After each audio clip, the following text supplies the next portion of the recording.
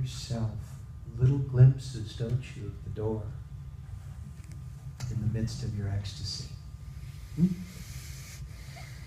Don't you?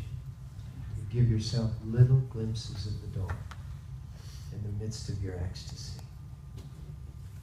And then you have all these things that go on in your ecstasy, like, for example, and that's, what a bad word to use because I destroyed it with it. But anyway, in your magnificence. So you go into your magnificence and you suddenly realize that you are magnificent. And in that realization of your magnificence, you feel guilty. And you hold a little of your magnificence back. And that's called human existence. Human existence is holding magnificence hostage while rules and regulations prevail. Because with all human beings existing in their magnificence, which you have to break the rules to get to,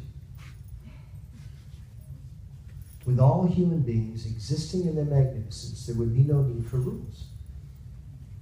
Because inherent in magnificence are all of the emotions that have no object. And so if an emotion has no object, you're not trying to hoard or withhold. You're in free flow. So the emotions that have no object are like inspiration, enthusiasm, love, joy, devotion. Well, I know they've made, I love you, I am devoted to. They've made up these attitudes, but they're the misuse of the whole idea.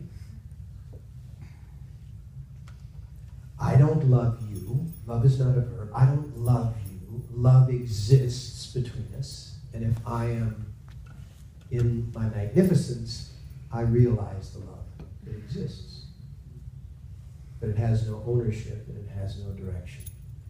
It's just like infinity. It has no location and it has no direction. And so this is our goal over the next, well, we'll shorten some time, 15, 20, 25, 30, 35 years. That's about as much as time that we have. Because if we don't, just get into that magnificent flowering of the human being, by that, then game over. Because, shit can only be fertilizer at a certain level. You lay it on too thick, and it ain't fertilizer, it's just shit. Deal? Yeah. And just think about all of the medical practices that are what are called alternatives. What are they alternatives to? The only thing that I can see them as alternatives to are, in fact, non-health practices. Just marketing practices. Mm-hmm. No. Those are alternatives to being healthy. These are the fundamentals of a healthy life. So your best health insurance is to ensure your health. By eating right, by doing all the things that you know how to do correctly. I'm done. Yeah.